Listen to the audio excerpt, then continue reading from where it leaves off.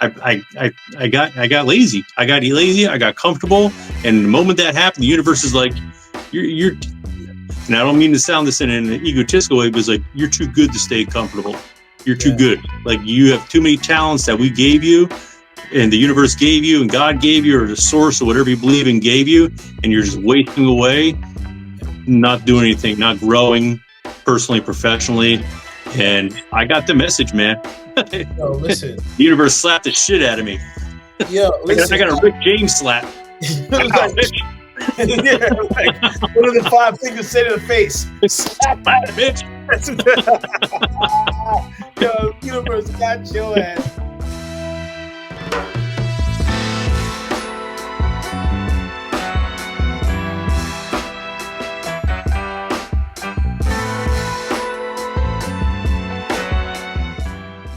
Yo, man, I tell you what, I don't know what's going on technology today. Maybe Mercury in retrograde? Is that what it is? Damn elections, man. Man, see, listen. And on the day that we're recording this, it's election day. Election day. Oh man! So by the time you all are seeing this, we'll have a new president. New president. Either way we go. So well, here we go. John B, what's up, B? Feeling good, man. Today's a good day. We talked a little pregame. I got a business. Everything we got agreed to. The sellers agreed to it. So in 60 to 90 days, there'll be a new CEO of a business, which I'm pumped about. Worked real hard for that. Now the real tough stuff is going to start. I gotta make that business grow. So, but I'm excited by it. I love buying new things, businesses, assets, and working on them and watching them grow. And I'm excited about it. It's all about evolving yourself and learning. And I'm learning so much. So I'm very blessed, loving life. What about you, man? What's good for you, brother? I'm happy for you. First of all, thank you, man. Thank you. I remember when you first started, like you were talking about this. Yeah. Journey to get here for you and your partner, bruh. Yeah. Process. It's all good, man. Listen, it always is, man. It always is. That's what it is. What about me? I'm feeling with my hands. Mm-hmm. I've been like, what's the bit? I'm unsure how to describe it. I might have to get my emotion wheel out. But like, I'm okay. I'm realizing I was driving home from work. I'm realizing it's time for me to take time and just, I don't know if it's like I'm going on another tech detox for like 5 days or I think I was telling you before, like I'm in the holiday mode with the spirits already. So it's time for me to put a time out. All right. Allagash Whites. Mm-hmm. We talked about that last episode. Yeah, it's been my drink of choice lately. I'm like, oh, it's just delicious. And then I added it with more sugar and put a little ginger ale in that piece. So it's like a champagne or something like that. Some kind of drink. Diabetes written all over, man. Diabetes. Pew! Wait till I go see my doctor next week. He's gonna be like, what? That's where I am. Yeah, man. I'm like, I'm just even. I'm just kind of like, you gotta sort that out, man. You need a little journaling. I think that's what you need. You gotta write yourself down. I've been journaling. Sometimes journaling frustrates the shit out of me though, man, because then more stuff comes up. I'm like, and I'm on a time frame, so I'm like, so I'm like writing throughout the day. I'm like, I got notes all over the freaking place. I'm probably gonna start writing on my hand soon. But that I'm gonna go work out after this too. I think like after I go work out, and like today's a squat day. Okay. So it's like, I think I'm gonna be able to get that out, and then I'm also gonna hit the sauna. Okay. The sauna. And sweat it out. Good for you, man. Good for you. Yeah, bro. I'm like, let's go. Brother, it's wild because as I'm experiencing this, I could tell it's part of me getting out of my comfort zone. And that's what anxiety is, right? Yeah, man. Right. It's this point of not knowing.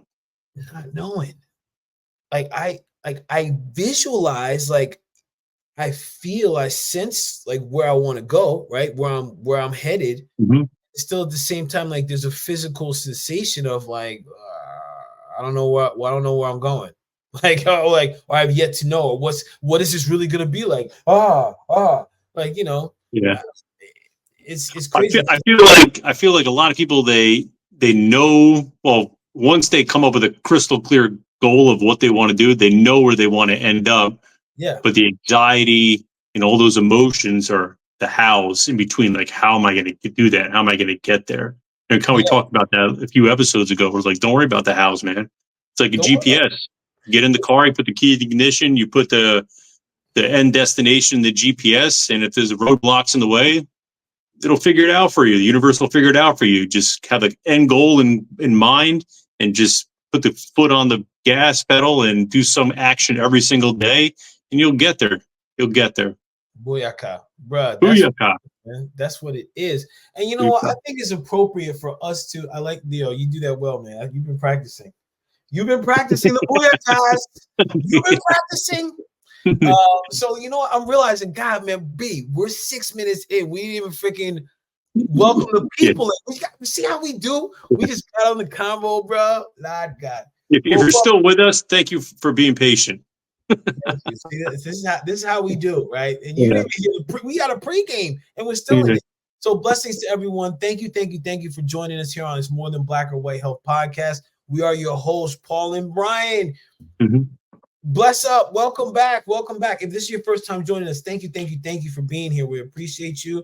Thank you for showing up. We are a podcast that's intent on providing tips and tactics to help you be an advocate for your best health and well-being. Whether that's physical, mental, emotional, spiritual, career, we run the range. And today we're talking about comfort zones. Comfort zones, man. What the heck? How would I was like thinking about Brian. How would I describe a comfort zone? Like somewhere, right. I feel like there's a fine line. Like if you're not a little bit anxious, like if you're going for something, you're trying to be better personally or professionally, and you don't have a little anxiety or a lot of anxiety or just any kind of anxiety whatsoever, I should say, you're in your comfort zone. And a lot of people do not like that anxiety because it's almost like it's like a fear mechanism, right? It's your body's like that's how like the amygdala perceives it as new and unfamiliar and as a potential threat, right? So like back in the day, like that could save your life if you respond to according to that amygdala and you side with it.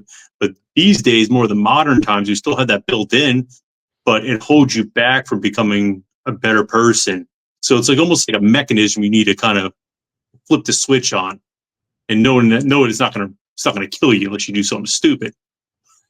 But yeah, man. it's a fear based response based on survival needs.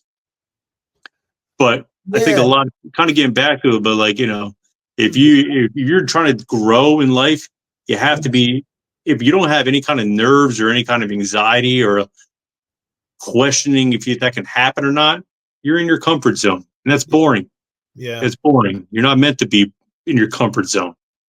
Man, bro. So when you were saying that, what was coming up for me was it's almost like the comfort zone is pacifying, because again, like you bring in the brain chemistry of it, our instincts are to be safe, right? Yeah. So that's our natural, like our brain will fire off different chemicals for that to happen, or for it to send signals. Mm-hmm. But the thing that's very interesting is, like, while the comfort zone does have an element of stability, what also got me amped up is when you were talking about it's boring, right? Yet at the same time, the boredom can almost be the comfort, man. Yeah, it's bananas. So it's definitely a mind thing, man, because it's almost like that phrase, Brian. As we're talking about this, I think about the phrase getting lulled to sleep. Mm. You Yeah. know, like, yeah, Well, man. people do the same thing day after day after day, and they don't get anywhere. For majority of people, I talk to people all the time, and I'm like, to me, I just don't get it. I don't get how you can like not learn something new every day, or learn at least, I mean, listen, everyone takes a day off, but like try to better yourself, and it's like, that reminds me before I forget, in psychology, there's just something called an optimal anxiety level. Well, it's a level of excitement just outside the comfort zone Yeah. that can actually, when what it does is like, it almost like ignites like the fight or flight. So you have a little bit enhanced focus, memory is a little sharper, cognitive function, and at least the greater achievements in life. So that's why I love doing new things. I love like this is one of my first business acquisitions I did. It took me like 6 months to do it. I had no idea Yeah. what I was doing. So I went in there a little nervous because it was a lot of money we had to shell up front to buy this business. But man, I was like, for some reason, I just like so laser focused because I was in that optimal anxiety level where I could just kind of zero in, and I felt like the universe was throwing all this like information, like help me out. Yeah. And I was just so tuned in. I was tuned in the right frequency. Hey, man, I'm curious, man, because the other business that you have is successful, right? Yeah. You put time and energy, Mhm. attention into that business. Yeah. I'm curious, before you started looking at the other business, did you have an element of comfort with like, oh shit, well, yo, the business is freaking, oh, what is that? Mhm. Is that a deposit in my account? Oh, jump. Mhm. Oh, I'm getting paid now. Like, so was there an element that you had where you were like, you know what, I'm good? Or were No, you always like, no, okay, what's next? no, Okay. always what's next. If you don't have a plan B, your Yeah, plan A is going to fail. It's going to fail. Like nothing lasts forever. There's true. always going to be like business and personal life, everything. It's hills and valleys, the law of rhythm, right? Up and down, right? So the law of hermeticism, right? One of the laws of rhythm. It's always up and down. So the moment you get comfortable is the moment something bad is going to happen. And I Yeah. remember this when I had my other business that was really successful. And Yeah. long story short, the business got just shut down in one day. Like Amazon just shut down the business because it was a faulty infringement thing or whatever like that. I remember But when that happened. Yeah. keep it super simple. It was just like an infringement issue, and that the AI picked up and just shut down the business. So we were out of business for like a good 6 months, and it was crazy. Just going working with the lawyers and everything like that, and just trying to get shit going and get it back up. Mhm. But I remember telling myself like, and did get a little comfortable because I was making money that I've never even seen before, like I never Nice. had before, and it was like, this is great. But I made a promise to like myself and like the universe. So like, we get this thing back up, I will never be satisfied. Yeah. It's not even to do with greed, but I'll always work to kind of better myself, better my businesses, better people around me. And then with it, like just kept visualizing it every day that it's going to come back up and come back up. And in Yeah. 6 months, I don't know. To this day, I don't understand how it came back up, and it just did. And now the business is actually like 4 or 5 times more successful because we're one of the rights owners now in this business. We're only one of the few people that are allowed to sell this particular product. So business just kind of blew up, and now I'm like, let's go. Let's definitely have a plan B. So that's why I got this business. Once this business gets going, I'm going to have a plan C, then a plan D, and a plan E, then an F, and just kind of keep growing, just building assets, play Monopoly. That's what it is. Collecting those little red houses. Yeah. Or Listen, are they greenhouses? I haven't played in a while. Little greenhouses. I think the And, rest of the motels. yeah. So I'm collecting So, greenhouses right now, and then we'll trade them in for motels later. yeah, you're gonna hit the commercial rent. You're gonna hit Yeah. commercial state, baby. Yeah. I wanted to check in with something I heard you say just for the timeline. When Yeah. you said you hit a comfort zone because you were making money you hadn't seen, was it after that things went down? Yeah. Probably a good 6 months. Please. And See, then oh, it was actually funny because like one of my best friends, you met my buddy Damon. He's like one of my best friends. oh, I love that dude. And That I was dude's like success. traveling. Yeah, I Oh, was yeah. man, I was probably like in 8 or 9 countries within like 6 months, just traveling and everything like that. And I came back and everything kind of fell apart. And I was like, really, now I was like, all right, I got to get on this. I got to get on this. I was like, man, I was like 60 hours a week, just grinding, trying to create a new business, trying to do other things. And he was like, it's good to see you work. You were really taking it easy. You were really comfortable for a long time. And I was like a light switch. I was like, you're right, man. Like I got lazy. I got lazy. I got comfortable. And the moment that happened, the universe is like, you're and I don't mean to sound this in an egotistical way, but it's like, you're too good to stay comfortable. You're too good. Like you have too many talents that we gave you and the universe gave you and God gave you, or the source or whatever you believe in gave you. And you're just wasting away, not doing anything, not growing personally, professionally. And I got the message, man. Yo, listen. The universe slapped the shit out of me. Yo, listen. I got a Rick James slap. Yeah, like, what do the 5 fingers say to the face? Slap, bitch. Yo, universe got your ass. Yeah. This is a very important message I want to relay, because I can relate to what you're saying. The moment that I get comfortable in something is the moment something gets jostled. Yeah. And I get on my game. And I think you brought up, there's a couple things you brought up that I want to hit on. And then also a word reframe, because I'm looking at, well, as you're talking, and I come across, like when I get in my comfort zone, I'll automatically say, oh man, I'm getting lazy, right? Like I even think that towards my body, right? Like, okay, shoot, like I lost all this weight. Now I'm like, okay, I see myself creeping up. I got too comfortable just relying on like, hey, I did this, rather than staying in that piece, right? Yeah. So what I recognize is, like, as much as I could say I'm lazy, what it really did was it dulled my senses. It dulled my awareness. It dulled my sharpness to stay on edge. And I see what you're saying when you're talking about the business. And listen, again, I can relate in a lot of ways, because there's times when I'll make a jump in something, and then it's as if like, whoa, this is uncomfortable. I'm going to come back. And then there's times it's like, well, either I go for it again, or it's like, yo, the universe is like, yo, I mean, what do the 5 fingers say? Pow! And now I got to be in that uncomfortable space, because once I'm in that uncomfortable space, something gets heightened and owned in that piece, bro. That's it. That's the thing that I think is so important about understanding the comfort zone and being out of it. Like, look, if you sense it, it's like, oh man, I'm sensing, I'm getting a little comfortable. I got to get back on my grind.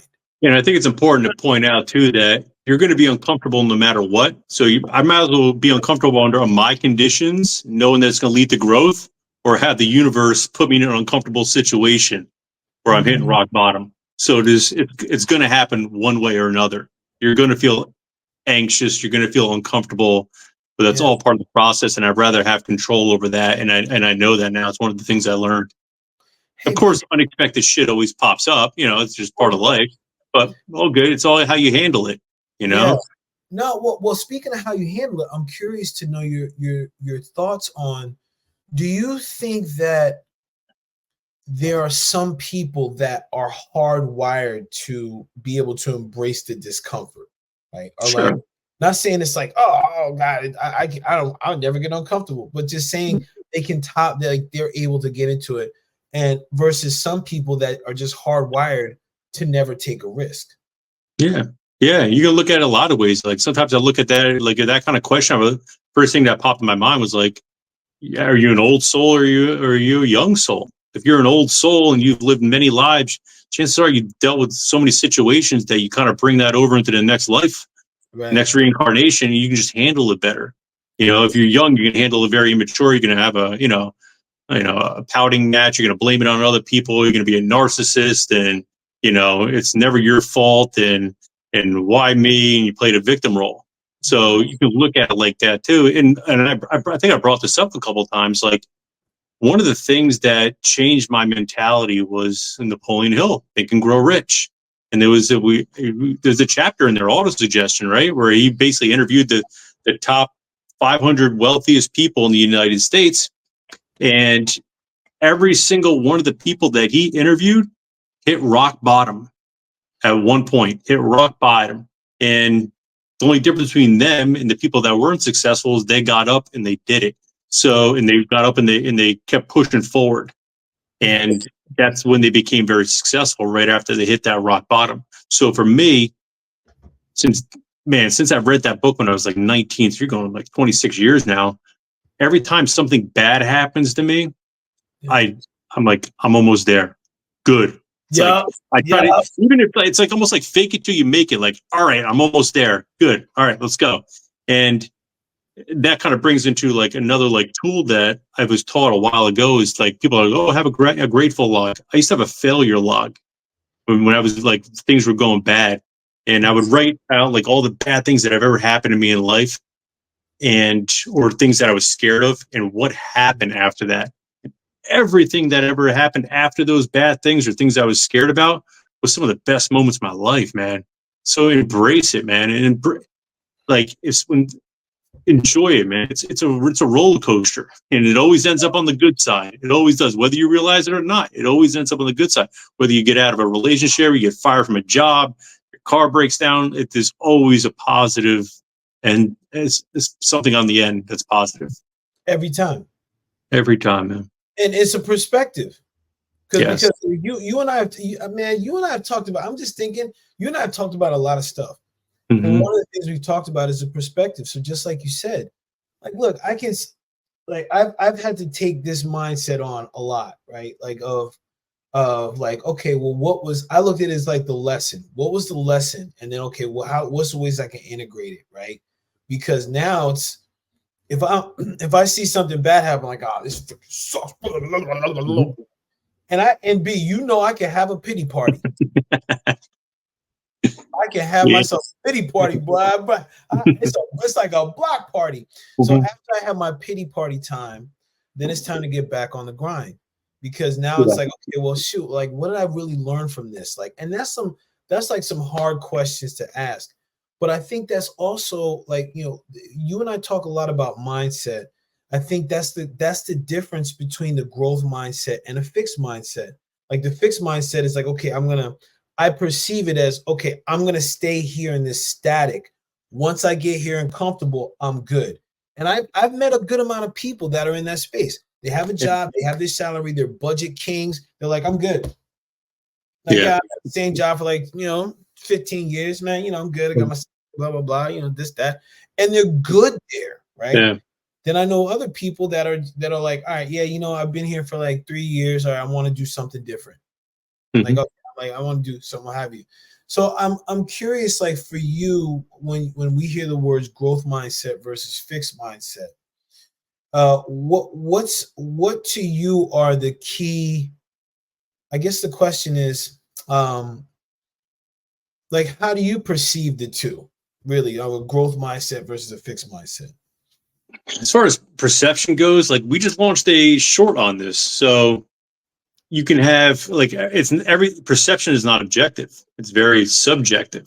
So no one reads the same book, no one watches the same movie. So one of the key things I do is I always try to put myself around people that are more successful than me, or people that have such high energy and they're just awesome, good people to work and just be around with. Yes. And I told you pre-game, like I'm joining 2 entrepreneurial groups and everything like that.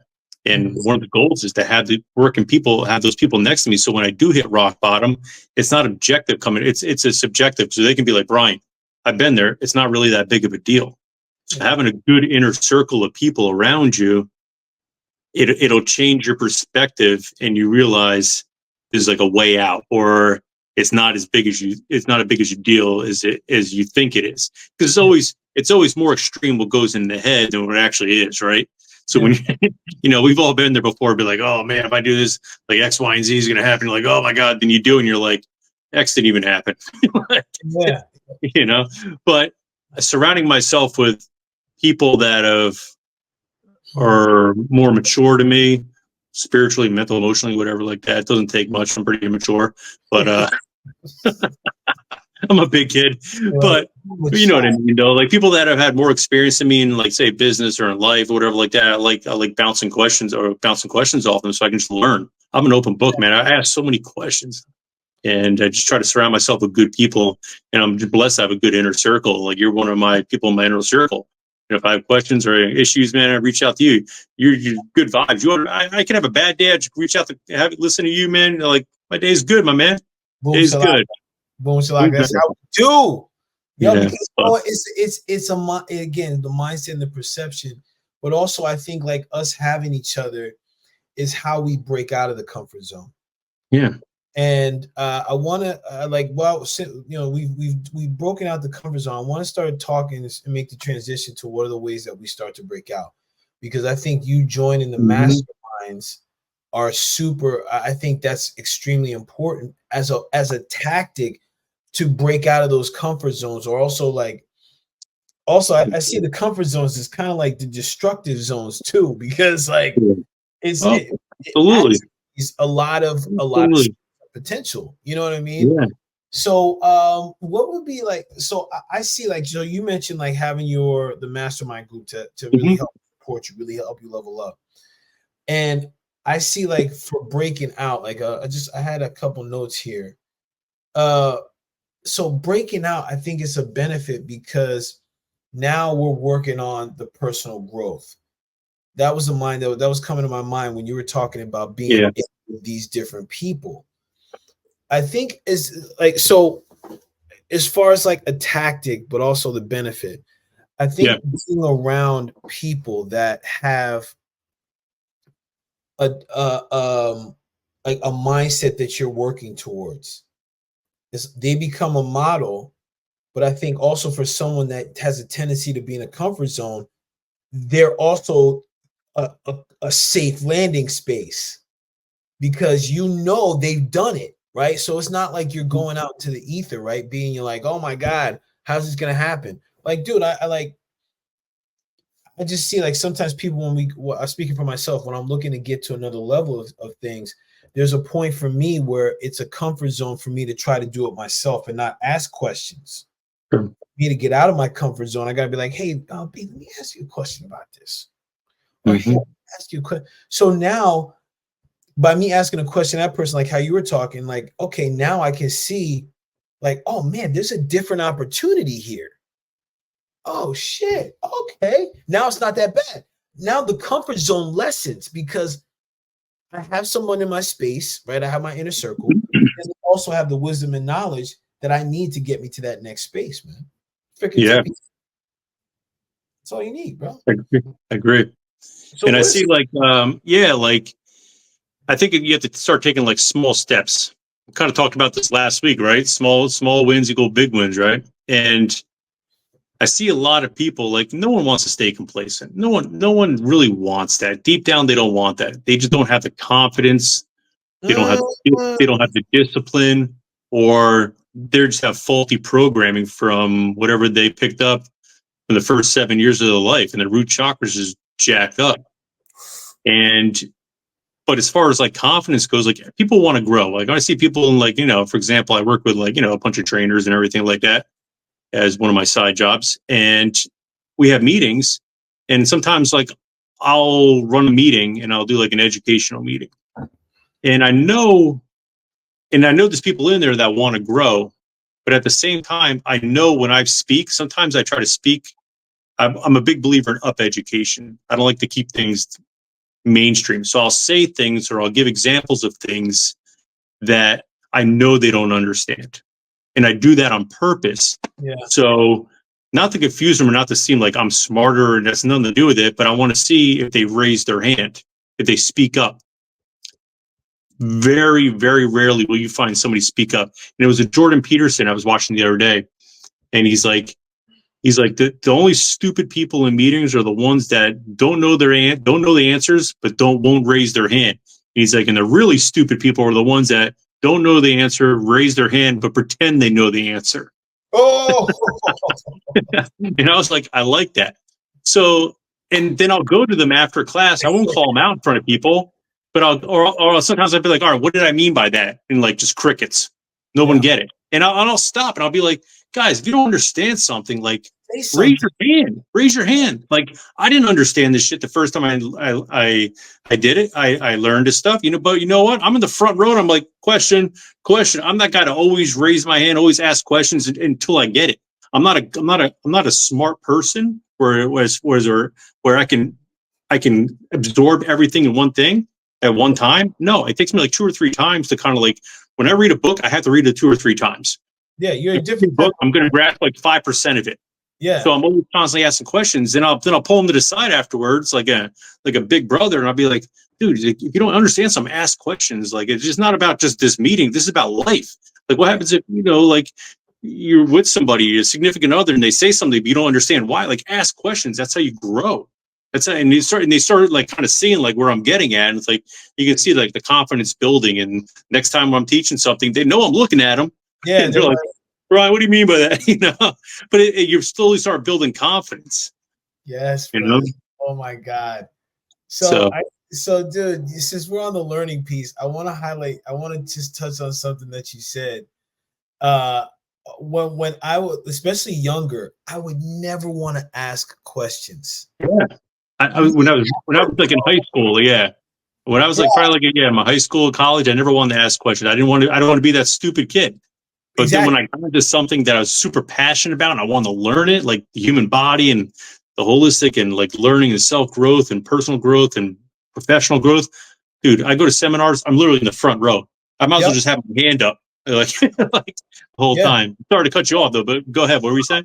Yeah. This is part of the learning because again, it's a recognition that if I okay, I'm trying to figure the best way to say it. So I can think I'm in the comfort zone, right? When I choose to say nothing. But really, I'm making myself more in a discomfort zone because now I have this inner agitation of Yeah. wanting to know. So Yeah. it's better for me to just be like, and that's Yeah. why it's like, yo, and so it's interesting, bro, especially like speaking and whatnot. And I Mhm. understand, I can relate to everything you're saying. I find that when I'm hearing someone speak, right, or I'm listening or in the audience, and I have a question, I'll ask. But then if I sense that someone in the crowd has a question, or I see people all quizzical, I'll be like, "Excuse me, what do you mean by that?" Even Yeah. though I think I may know. And now, Mhm. mind you, I think I may know, but I'm still Mhm. going to ask the question because Yeah. you know what? If I'm sensing that somebody has a question on something, it may be something I need to know more about. Yeah. And now I'm even more comfortable because I'm like, "Oh, Chuck, okay, I got you Mhm. now, bro." And You know, chances are, if you're taking a seminar or taking an education class, you're a teacher. I'm a teacher. I'm yeah. going to go back and I'm going to teach this to somebody else. Hopefully, that they become better in life, and they're going to probably have the same question, like, "Oh, what do you mean by that?" So I'd Right. rather get the right answer from the source of the problem, And if like you said it beautifully, like you don't say anything, yeah, you might be in your comfort zone, but on the inside, man, like your soul and your guardians or angels are probably like, man, you fucked that one up. You Yep. got the change. I put that out in front of you. You got to repeat this lesson another time. All right, well, I'm Yeah. Listen, man, it's Yeah. crazy. It's so funny. I'm just thinking about this situation where I stayed in a comfort zone. It's like I was out walking today and I just ended up sitting by this bench. And yo, there was this fine thing that kept walking back and forth, kept Mhm. walking back and forth. And I was just like, man, I'm just chilling right now. I'm like, I'm good. And then like I went back to work, and this part of me was like, you mother, she was what's wrong with you, son? What's Yeah. wrong with you? Get out your comfort zone. Yeah. But I think it's so there was this agitation, like, so why do I bring that up? What's the reason I bring that up? Because if there's an impulse for something, it's a call to action. Yeah. Okay. Now, the call to action is going to bring you to a different place, a place that's new, a place that's Mhm. fun, a place that's uncomfortable, Yeah. right? Like Brian and I were talking today. Like I think we even got on the recording. Man, Mhm. listen, there's an election going on like the day that we're recording this. there's two candidates that have one's been president, but like there's two different candidates where we can go two different directions. So like I'm like, man, I'm uncomfortable. And I was and the comfort zone for me was this entertainment of like, well, I don't know what to do, so I'm gonna not vote. Mm-hmm. I was like, man, bump that. Yo, I'm at least gonna put something in the piece. So, and I recognize like the way forward, even though it's uncertain, it's like something that we get to do. And I think it's important as we're stepping out of the comfort zone, we begin to reframe the ways that we talk to ourselves, man. Like and reframe the way, like, for example, like, okay, like if I stay in my comfort zone, like, there could be laziness there because I may know what I want to do and I'm not putting in the effort. And also it'll be like, yo, my senses got dull because like, yo, man, I'm up 5 pounds, man. What's up? What was I? Yo, I was my sword is dull, bro. It's time for me to do something right now. So it's like way away, and we talked about this in even the Habit series. That series was tip top, by the way. That was a good one. Yeah, bro, man, dude. Anyway, I'm gonna be sharing that on LinkedIn tomorrow, man, because I think people like benefit, especially that last one we did. But I think it's by people reframing like how we're speaking to ourselves, and then also reframing the comfort, to like maybe even it's just like, all right, I'm gonna take a pause to integrate. Now it's time to learn something new. Like having a way to really embrace like being in that discomfort zone, man. I think there's some of the ways people need to use to get through, bro. Definitely. You know what I mean? Like, so question now is when people, I don't know about it, what it's like, what it's been like for you, but when in the past, when I've experienced, when I've been in a comfort zone and I've made an attempt to get out of the comfort zone and I got smacked upside the head, it was easier for me to stay inside the comfort zone a little bit longer next time, or stay in it for good. Mm-hmm. So what would you say? Like if you've had experiences like that, have you had experiences like that? Oh, all the time. Wow. I'm just too like, I built myself up like on a psychological level where I'm just too stubborn. Like I am annoying to a point. Like I just keep asking. Like if somebody says no, like if I like in business, somebody says no, I'm gonna come back to them. I'm gonna come back to them. I'm gonna come back to them. I get to a point where I'm so annoying where I'm learning something. I'm just too stubborn. Like, I'm gonna learn. You're gonna say yes. You just don't know it yet. Yeah, but so what would you say? Like, what would you say are the ways that you overcome the setback, or like you step into that stubbornness? Yeah, it's kind of like it's almost like the failure log that I was telling you about. Like just what you learn out of it. Like it's kind of like the analogy I kind of like give. Like so, like for example, like I talk to people all the time. Like, oh, I had a business. I'm like, why aren't you getting another business? Oh, I had a business in the past, and and it failed. And I'm like, so when you start another business, nah, I don't want to go through that again. I'm like, let me ask you a question. If you knew what you knew now that you knew then, if you knew now, what you knew then, you knew then what you know now. There we go. Do you think you would have succeeded in your business? He's like, absolutely. It's like, then what's the problem? What's the problem? Like, go for it. But they just get so stuck in like just that defeat. Like they just look at just defeat. Just like and that just doesn't carry over in business. That carries over in your personal life too. So just like it's such a bad way to handle things.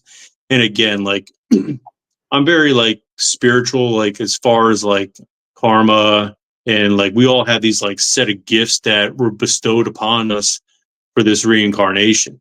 And if you don't act upon those gifts that you have, it's just a total waste. Like you're never going to have these again. No one's ever had them. No one has them. No one will ever have those gifts. And you're supposed to do something very special in your life.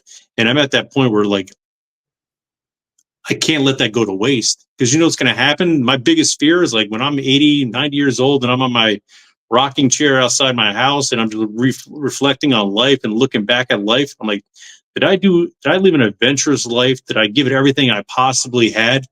Or was I, being a little bitch about it? in a nice way, a little bitch about it, and just letting like fear take me over and letting everybody kind of walk all over me and letting life walk all over me. And that's what I don't want. I want to be like courageous, not stupid, but courageous. Where like a lot of people do stupid things when they're courageous, but I wanted to be like methodically thought out and always going forward. And still want no regrets in life, man. No regrets. No regrets. Oh man, I dig what you just said there, and what comes up for me now immediately is inviting the audience to step out of the comfort zone into the courageous zone. Yeah, I love that you said that, man, because that's what it is. It's really being courageous. When a person is, listen, comfort's real tempting, man. Comfort's real tempting. It's like I don't even know how to describe it, but it's like when people are stressed, what do? They eat, they consume something to make them feel what? Comfortable. Yeah. I know, like, getting to know myself, I know that the cheeseburgers, they make me feel comfortable because from the time I was younger, that's how my dad and I bonded. That's how I felt close to him, right? That's how he made me feel comfortable, by providing food to eat. So there's a part of me that uses food, and like specifically cheeseburgers, to like have a sense of safety, comfort, right? But the thing is like, and a lot of people will say, I got comfort food, but what does that do to you? Slows you down. Yeah. Fattens you up. And then what happens? Like, if you've been a follower to the channel, you've heard Brian and I talk repeatedly about the impact that what we put in our body has, especially in regards to our energy level. So if we're in this comfort zone, we're fattening ourselves up, we're dulling ourselves, like making ourselves slow, then our life eventually is going to be to a point where we're not even going to be in a comfort zone. We're just going to be in a malaise. Like, for people like, what the heck is a malaise? Well, I'm glad you asked. A malaise is basically like a drudgery. Like, I looked it up before. Basically a discomfort, an illness, an uneasiness, a dis-ease. And the thing is that most people will be in that and they won't even know. Right? Like, it's interesting. So I want free, because of confidentiality, I'm going to be free of sharing names, but when I was going through my detox, another friend of mine was going through another type of detox. And as he was going through, like, he recognized, he was like, Paul, man, this is crazy, because I'm understanding and recognizing now that my comfort of choice was actually masking a depression. And I'm like, well, ain't that something, man? And that's what can happen. The longer we stay in a comfort zone, the more eventually, again, we're going to think like, oh, I'm good. But really, again, it's that agitation, like we were talking about the question B, right? And people that are listening. So now it's about like, okay, well, what do I got to do to create that edginess that Brian was talking about before, that little bit of anxiety, like, because you know what happens is, like, that anxiety is healthy.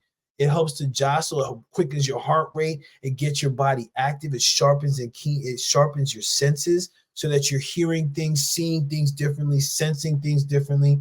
And then the thing is, people, is that as soon as you step into that edge and that little bit of anxiety, you're going to experience an exhilaration from doing something you never thought that you could do. Yeah. You made a good point. Yeah, you made a good point that, like, being comfortable, like, it brings out, like, there's a reason you're comfortable, and it has to do with, something from your childhood, like that guy. I forgot what his reasons, like, it brought out like anxiety or whatever like that. Yeah. And so like for me, it was like, I think a lot of people that have comfort issues and just don't like to kind of like step out. It's like something like psychologically programmed when you were a kid. And I can speak on this from experience, because like my parents got divorced when I was 7.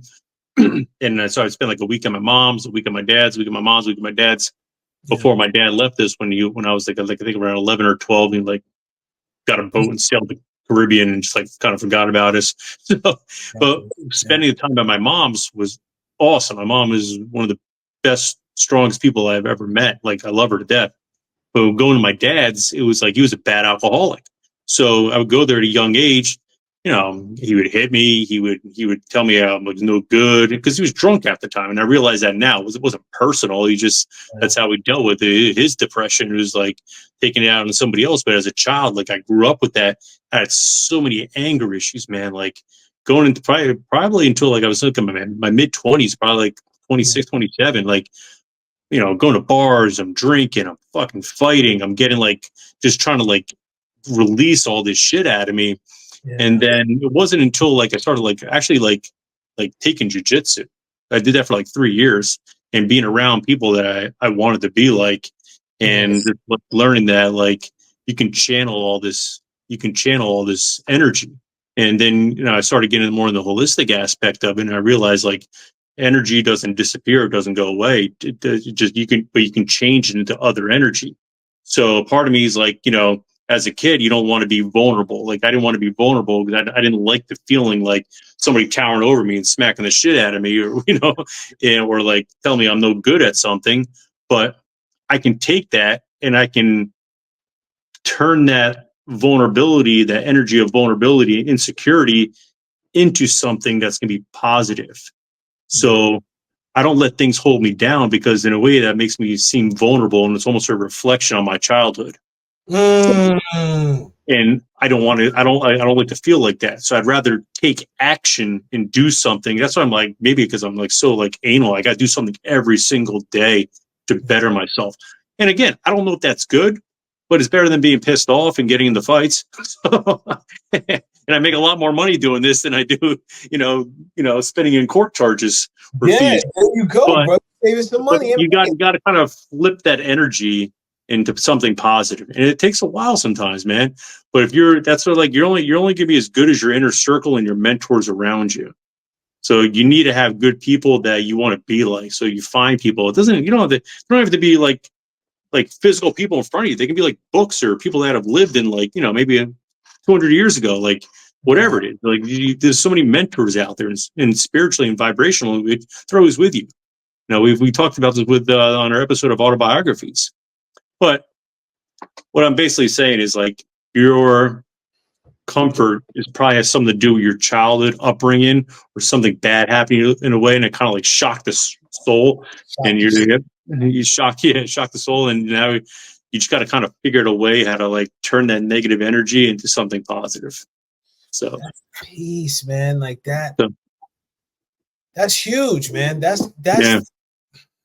The people. Mm-hmm. We're, as a society, if you were to think about this for a moment, if everyone stayed in a comfort zone, where would we truly be as a society? We'd be in the dark ages. Dark ages, bro. It would be like, bro, it would be like, yo, I don't have a clapper on, but I'll be like, yo, man, it's dark out. I got, you know what? I'd have a match. Like, hey, Brian, man, let's talk about comfort zone. We'll be living in a cave. Yeah. So I bring this up because the greatness that's come in our society is from people stepping out of the comfort zone for themselves as individuals, and also stepping out of the comfort zone that we have as a society. This is a piece. Like, when we step, like, I'm going to speak for myself. When I can practice stepping out of the comfort zone, I can enhance my growth and my confidence, but also I'm opening myself up to other opportunities. And then from a cultural or community perspective, I'm providing a model for others to see, like, hey, this is possible. It's like, it's just like when you go to the seminars or we go to learn something, like, they're teaching us like what's possible. Like, when you sent me that Myron Golden video, I'm like, yep. And he's I like what he just did there. Mm-hmm. You know what I mean? Yeah. Now it's that integration, and the integration is uncomfortable because you're gonna fall on your face, you're gonna skin your knee, you're gonna stumble. Mm-hmm. And that's I think that's another reason. Those are some other reasons why people choose to stay in the comfort zone. They don't want to enjoy it. Enjoy it, man. It makes for a good story. You know, many of the funniest stories I ever have are things where I fell on my face, and I enjoy telling those stories. There are people who laugh at me all the time, man. It's great. I love that. I love it. We have a good laugh about it, and like, Yep. you know, you just go on to the next one. You know. Boom, bit, man. And Yeah. you laugh at yourself. That's the beautiful thing. It's like Oh yeah. all the more worthwhile. Yeah. Man, listen, anything else, Brian, from a comfort zone perspective, or anything that we didn't cover that you want to cover, that you want to talk to the people about, man? I'm just trying to think if there's anything I missed too. I can't think of anything off the top of my head right now. I mean, God, it's so much. I mean, like, I would start journaling a little bit. Maybe like write down things that you're scared to do, whether it be like, say, public speaking, you know, having a serious maybe conversation with your significant other, like, you know, you're talking whatever it is, and just write it out. Do something small, but like we talk about, like, you know, public speaking. You know, just start raising your hands in meetings. You don't have to go out and start, you know, talking in front of 700 people. Maybe just speak up a little bit more. Then maybe hold a meeting, or maybe do something. Maybe you have like a blog. Maybe get a blog going. Maybe, you know, get a YouTube channel going. It doesn't matter. You don't have to be perfect. I mean, you look at Paul and I's, you know, first couple episodes, man. It was like, man, it was a train wreck. Bruh. And I'm sure, like, if we're going to be doing this in 5 years, we're going to look back at this episode and be like, man, our cameras were shitty, or, you know, like, lighting was off, like, we're in, like, you know, but it's all good. Yeah. Like, we're starting, you know, we jumped in the pool, you know, head first, and, you know, we didn't break our necks, so that's good. And here we are. Here we are, dude. So I wanna just bring the people back in time. I remember the first episode we actually recorded. We tried to record in the Reiki room. Do you remember that? Oh yeah. So echoey. It was like we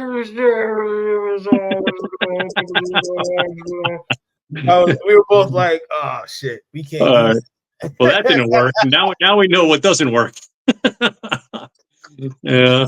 Yo, listen, brother, you so right, man. And I dig what you said though too, man, because it starts small, man. Do a small thing. And listen, this is like, yo, give us your feedback. Like, what is if you're someone that has navigated yourself out of the comfort zone, please share. What were some of the things that you did to get yourself out? I know for me, it was like, again, having a good circle. It was the drum journeys, going for a walk, and just like taking the risk, man. Just be like, F it. F that mother. I'm doing it, man. I get all amped up, man. I get amped up sometimes, B. So that's how it goes. I love it, man. All right, party people, listen. And here's another episode for you, the people. B, you know it's always a pleasure with you, right? Always a pleasure, man. Right. Go get those squats in, man. Go get that sauna in. It's a press day, so I got squat and incline press. Look at you, man. Stuff, all right, total body. I like it. And I'm working on my range, so I'm doing heavy, but I'm going like deeper squats, man. Like, all right. As I get older, I'm like, I'm still thinking about that 108, man. And again, like not having a little belly and stuff, but being able to use those hips, man. So I can squat down for my garden. You know, if I'm, 108, if I'm still getting the goody goods, I can like, rock some stuff. Hey, you never know, man. You never know. So 108. I wonder if that's ever been around. Like, I know people that lived at 108, but man, having sex at 108.